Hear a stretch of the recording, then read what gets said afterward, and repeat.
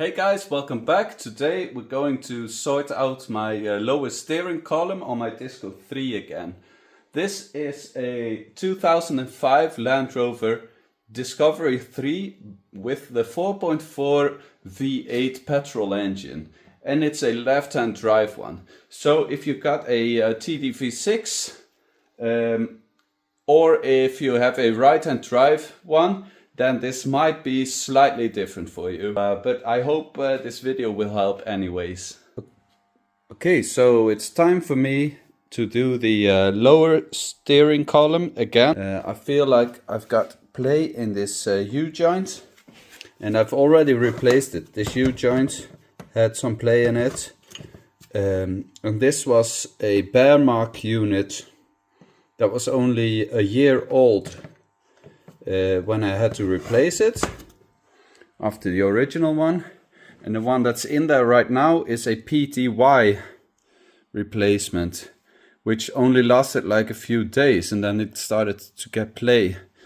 So now I've actually ordered a genuine Land Rover one, because I've read some forums and seen a guy who had the exact same problem as me, and when he swapped it for a genuine one, it actually went away. The problem went away. So in the engine bay I removed the engine cover as well as a heat shield, and this is the heat shield we're talking about. It sits on the side like that, and when you remove it you can see the lower steering column, and there you can see the upper mount. It's just a one bolt with a 10mm head, which I've already removed. So you can see it here. There is the bolt, and it just goes through where the steering shaft comes out, and there's a hole in there, and then you screw it down. And then there's a lower bolt, so you can see it right here. There's a lower bolt which goes through and just clamps this all to a little shaft that's on the steering rack. Yeah. So I am going to remove that now. I've lifted up, raised the front end, because then it's really easy to adjust the steering position by turning the wheel by hand. And under here you can see the drive axle, and up top is where the drive axle goes into the diff on the left side, and there you can actually see the lower bolt of the lower steering column, and that's rusty bit there is the shaft that's on the steering rack. So with the wheels in the straight ahead position, it's turned like that. So you need to turn the wheels to get the bolt to point in your direction. And then with a very long extension and a inverted Torx 10mm E10, you can then loosen that bolt to get the shaft off, and then the shaft has to come up, which is a bit tricky to get, but you can get in there with a crowbar or something to get it out, and then you can just pull it off in the engine bay and get it out. So now I'm going to turn the wheels back to the straightforward position, just so I don't get anything mixed up in the rotation. And we can confirm with the steering wheel that it's straight on. You can see I have a lot of play.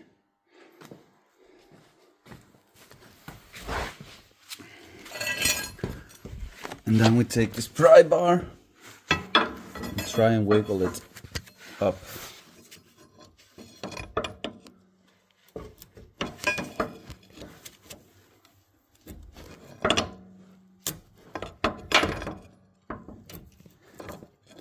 Almost there. There we go. Now it's off.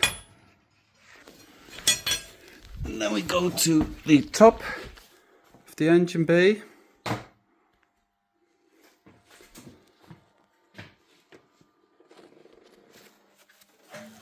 And down here we can just slide this off as well.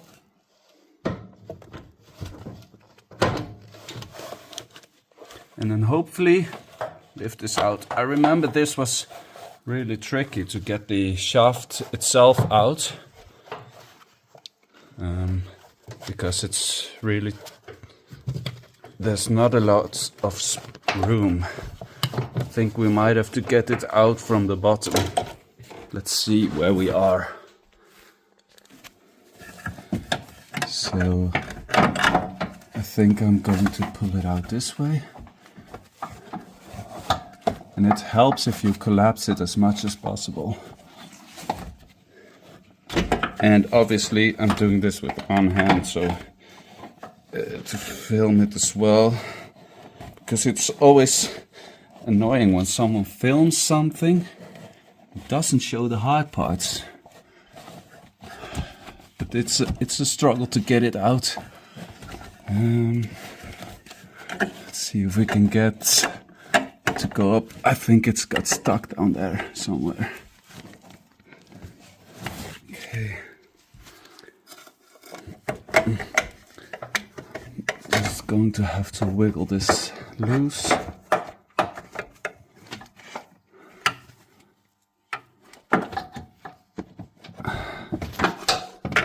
see if we can get the rear part, the lower part out first. I'm not sure which way to go. I'll try and collapse it with my hand like this.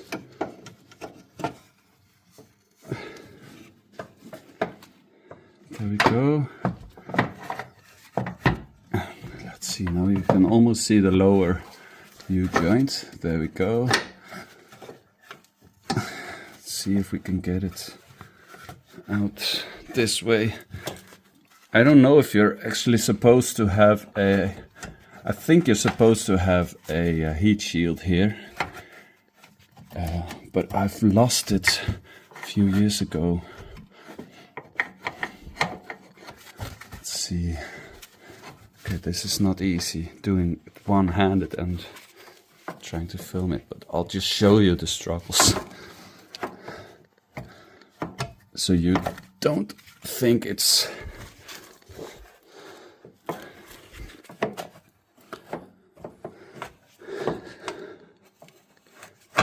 So you don't get confused and thinking everything looks so easy on video, because well, it doesn't. It isn't as easy, but it always looks easy on video. But this time it does not look easy, and it isn't easy on video.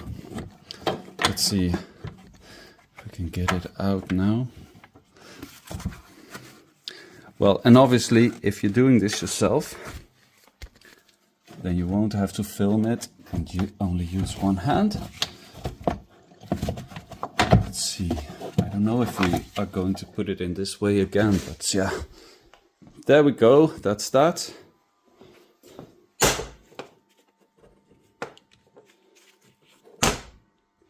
That's a PTY thing.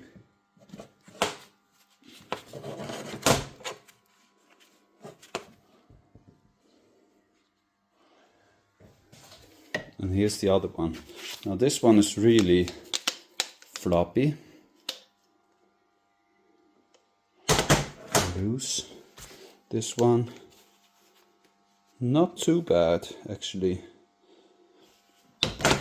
But I think there might be, since these are telescopic, there can also be play in this shaft, in the whole shaft, as well as in the U-joint. So I'm hoping that the Land Rover one, the original one, has less of that play as well, and less play in the U-joint, so we can eliminate all the play. Okay, so I think we'll have to go in the same way again, but let's try it with the shaft the right direction. Straight away. Looks like it goes in. Now we'll have to get the lower part, the U-joint part, has to go down into the engine bay. Let's see if we can get it past the suspension arm bolts. Nope.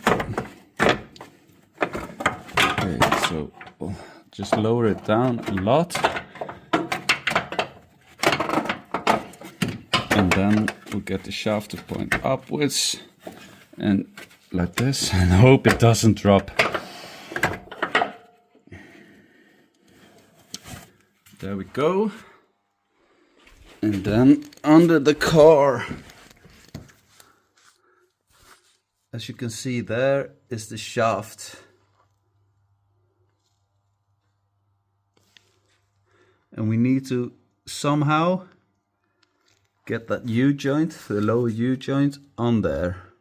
Okay, so to get the shaft on, the lower part onto the steering rack, I hold my hand in here like this and get hold of the shaft, and then under here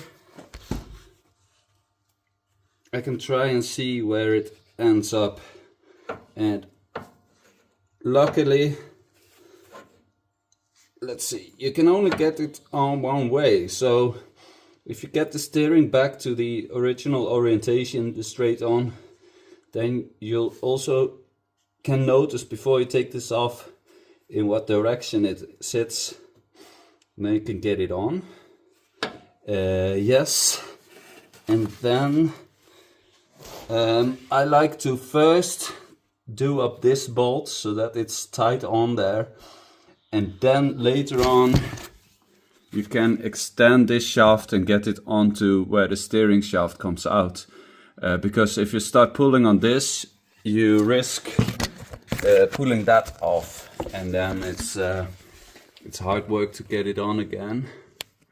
But if you can get your arm in this hole, you get hold of the shaft, and then you can look under here to position it correctly. So now we'll put that bolt in, and you're supposed to buy a new bolt every time you take it off. So we'll put a new bolt in, and then we'll bolt the upper one in.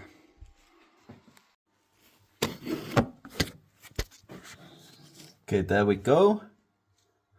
Now this shaft actually has a track where the bolt is supposed to go through. So in the shaft from the steering rack is a track. So if you get your lower steering column too low on the shaft, you can see that you can go maybe 1 or 2 millimeters more until there's a stop. Then you won't get your bolt in because you missed the track where the bolt is supposed to go through. So just get that right and then tighten it as good as you can. There we go.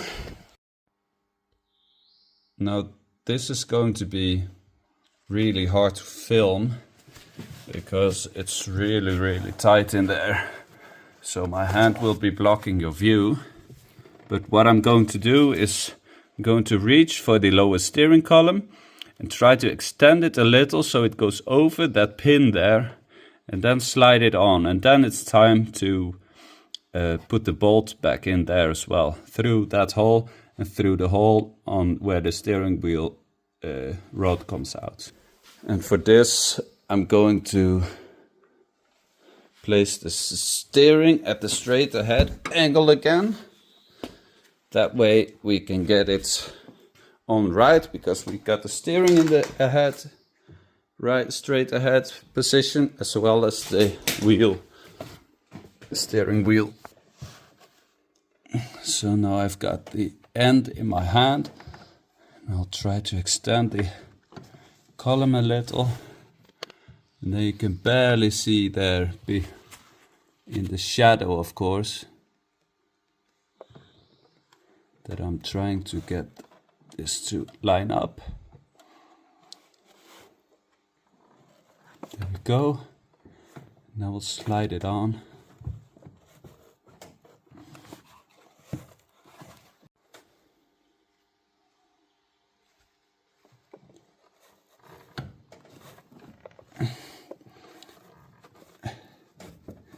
There we go. That's that. And then we'll fit the bolt and tighten that. And for this, I'm using basically the same extension, because then you get a good reach and you'll be able to easily tighten up the bolt. There we go, that's that.